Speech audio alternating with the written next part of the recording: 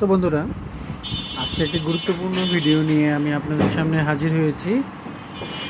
আমরা এখানে 5 কাঠার একটি প্লটে 8 তলা একটি বিল্ডিং করব। তো এখানে দেখেন ফুটিংয়ের ডিজাইনগুলো দেওয়া আছে। তো এইখানে বিশেষ করে এই দুইটা জায়গা, দুটো ফুটিংয়ে দেখেন হ্যাশ মার্ক দেওয়া আছে। এটার কারণ কি? এটা প্রত্যেকটা আমরা এখানে যখন বিল্ডিং করি তার আগে সয়েল টেস্ট করা হয়। তো সয়েল টেস্টে করার সময় দেখা যায় যে বিভিন্ন জায়গার মাটির ভার বহন ক্ষমতার উপর ভিত্তি করেই তো আসলে বিল্ডিংটা করা হয়, এখানে লোড নিতে পারবে কিনা। তো আমরা এই দুইটা জায়গায় যখন বোরিং করি তখন এইখানে কিছু মাটির কিছু ডিফারেন্ট ক্যারেক্টার পাওয়া যায়। তো সেই জন্য এইখানে এই ভার বহন ক্ষমতাটাকে কিছুটা বাড়ানোর জন্য কিছু পদ্ধতি আমরা অবলম্বন করব। সেটা হলো, এই দেখেন এখানে নোট আকারে দেওয়া আছে।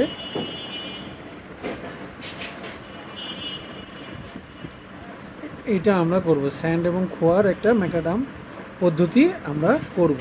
সেটা কীরকম হবে দেখেন, এখানে ফুটিংয়ের নিচে আমরা 5 ফিট ডেপথ করে, মানে ডিজাইন অনুযায়ী স্যান্ড এবং খোয়ার রেশিওটা এখানে করব। কেন করতেছি সেটাও আমি আপনাদেরকে দেখিয়ে দিই।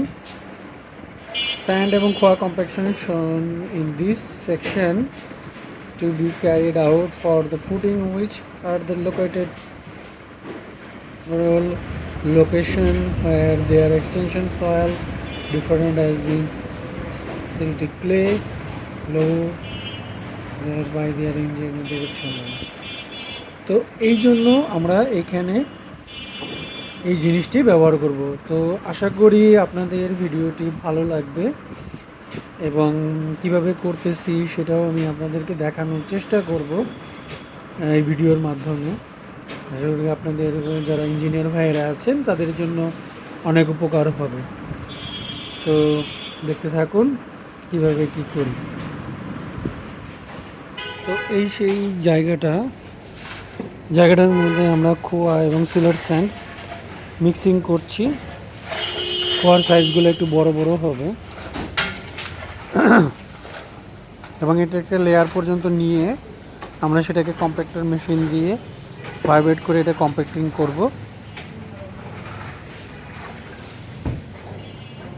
সিলার স্যান্ড ফেলছি।